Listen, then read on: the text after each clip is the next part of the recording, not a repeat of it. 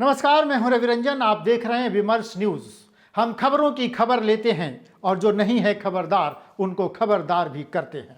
तो चलिए हम आपको खबरदार कर रहे हैं कि पाठकों, लेखकों, इतिहासकारों, साहित्यकारों, गणितज्ञों और वैज्ञानिकों की भूमि बिहार से धीरे धीरे गायब होने लगे हैं पुस्तकालय और वाचनालय। बिहार की राजधानी पटना का गौरव कहे जाने वाले ऐतिहासिक सिन्हा लाइब्रेरी की व्यथा कथा पहली कड़ी में हम आपको दिखा रहे हैं। इस कड़ी में सूबे के अन्य पुस्तकालयों और वाचनालयों की कहानी भी हम दिखाएंगे। तो सबसे पहले देखिए ऐतिहासिक सिन्हा लाइब्रेरी की व्यथा कथा। यह है सिन्हा लाइब्रेरी। देश के संविधान निर्माता, संविधान सभा के प्रथम अध्यक्ष, बिहार प्रांत के संस्थापक सच्चिदानंद सिन्हा द्वारा स्थापित बिहार के ऐतिहासिक धरोहर सिन्हा लाइब्रेरी के अस्तित्व पर आज खतरा मंडराने लगा है। पाठकों, लेखकों, गणितज्ञों, वैज्ञानिकों की भूमि बिहार की राजधानी पटना को कभी पुस्तकालयों का शहर कहा जाता था। ब्रिटिश लाइब्रेरी, सिन्हा लाइब्रेरी, मंगल तालाब लाइब्रेरी, ग्रेट पब्लिक लाइब्रेरी और खुदा बख्श लाइब्रेरी के अलावा पटना विश्वविद्यालय की सेंट्रल लाइब्रेरी कभी इस शहर की पहचान थी। आज शहर के पुस्तकालयों को न जाने किसकी नज़र लग गई है। एक एक कर पुस्तकालय बंद हो रहे हैं और उसकी जमीन पर व्यापार के केंद्र खुल रहे हैं। आज हम आपको दिखा रहे हैं बिहार की शान कहे जाने वाले सिन्हा लाइब्रेरी की पूरी कहानी। सिन्हा लाइब्रेरी पटना का एक सार्वजनिक पुस्तकालय है। इसकी स्थापना 1924 में डॉक्टर सच्चिदानंद सिन्हा ने की थी। इसका मूल नाम श्रीमती राधिका सिन्हा संस्थान एवं सच्चिदानंद सिन्हा पुस्तकालय है। कहा जा रहा है कि 1955 में बिहार सरकार ने इसे अपने अधिकार में ले लिया। सिन्हा लाइब्रेरी, जहां भारत के संविधान की ओरिजिनल कॉपी रखी गई थी, इस ओरिजिनल कॉपी में डॉक्टर सिन्हा के हस्ताक्षर थे। सिन्हा लाइब्रेरी बिहार का एक ऐसा लाइब्रेरी जहां 1,80,000 पुस्तकें आज भी हैं।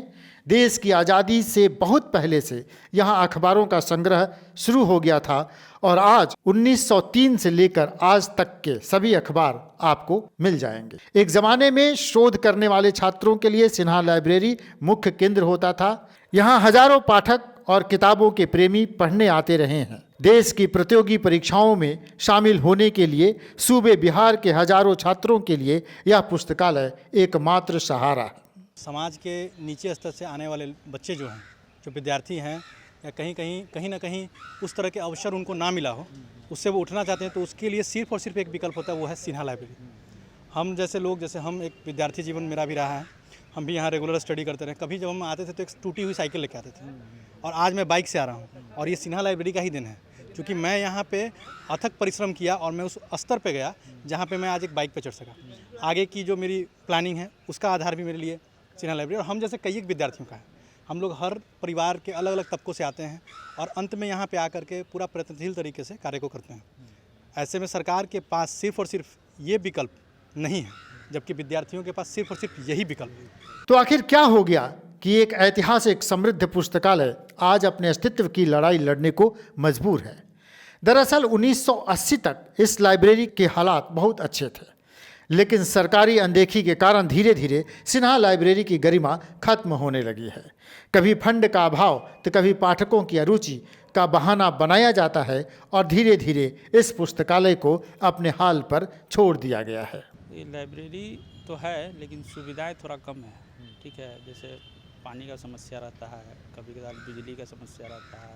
अभी करंट में मैगजीन, पेपर ये सब वगैरह कुछ आ नहीं रहा, तो सब पे ध्यान देना। और हम आपको इस ऐतिहासिक सिन्हा लाइब्रेरी की कुछ तस्वीरें दिखा रहे हैं जिन्हें देखकर आप भी मायूस हो जाएंगे। आप महसूस करेंगे कि पाठकों की इस राजधानी में पुस्तकालय की यह दशा क्यों हो गई। कहना नहीं होगा कि सिन्हा लाइब्रेरी की स्थिति दिनों दिन दयनीय होती जा रही है। जहाँ के रेगुलर पाठक बताते हैं कि यह पुस्तकालय खास तौर पर गरीब छात्रों के लिए एकमात्र सहारा है, उस पुस्तकालय की ओर सरकार या बुद्धिजीवी समाज की नजरें क्यों नहीं हैं। बताते चले कि कोरोना काल में लगभग 2 सालों तक लाइब्रेरी बंद रहा। बताया गया कि बंदी के दौरान सिन्हा लाइब्रेरी में रखी पुरानी पत्र पत्रिकाओं का संरक्षण ठीक ढंग से नहीं हो पाया। पिछले 70 साल से अधिक समय से रखी पुरानी पत्रिकाएं खराब हो रही हैं।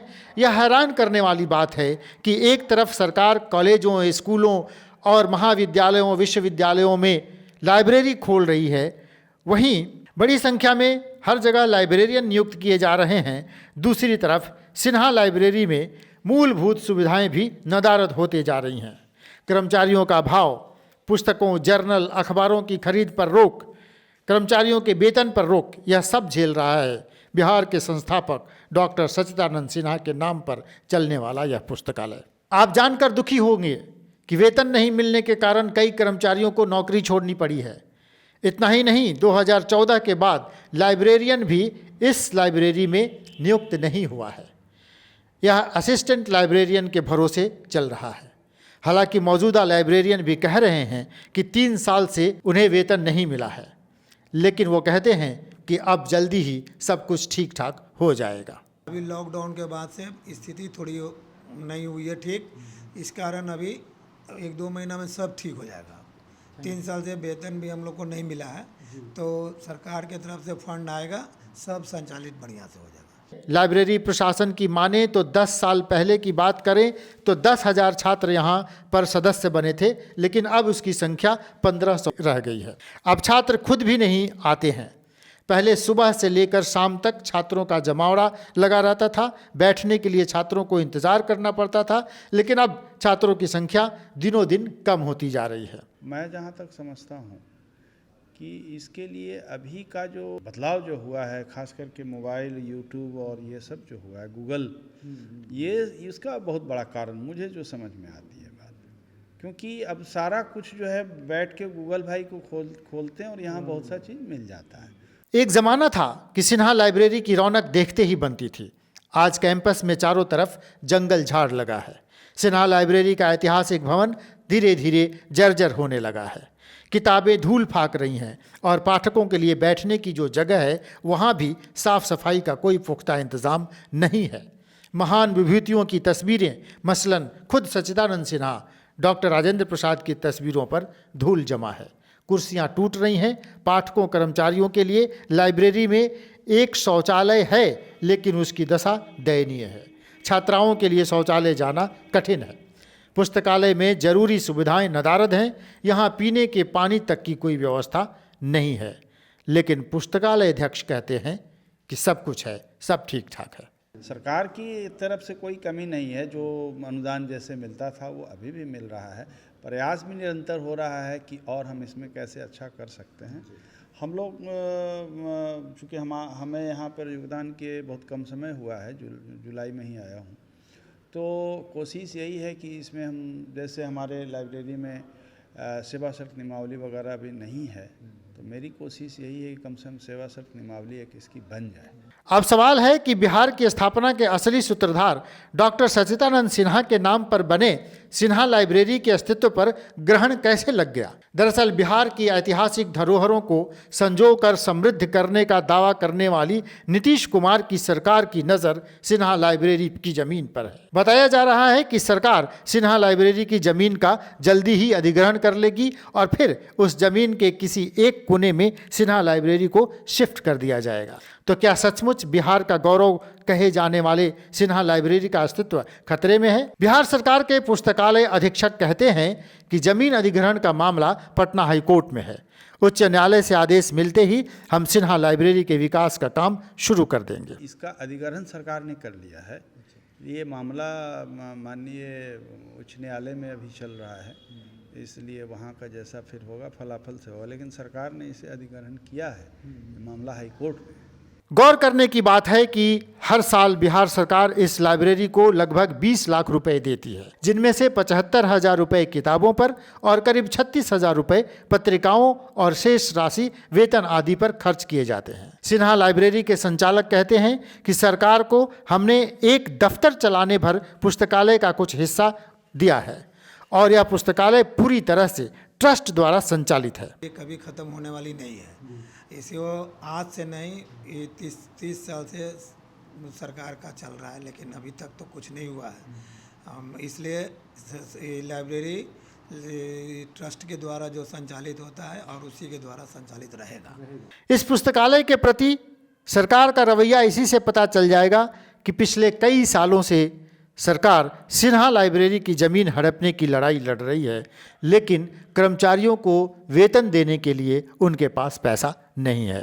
बहरहाल भारतीय संविधान के निर्माता, संविधान सभा के प्रथम अध्यक्ष सच्चिदानंद सिन्हा, बिहार की स्थापना के असली सूत्रधार सच्चिदानंद सिन्हा से शुरू होता है बिहार का इतिहास, जिन्होंने न केवल बिहार में पत्रकारिता की शुरुआत की बल्कि सामाजिक चेतना और सांस्कृतिक विकास के अग्रदूत भी रहे।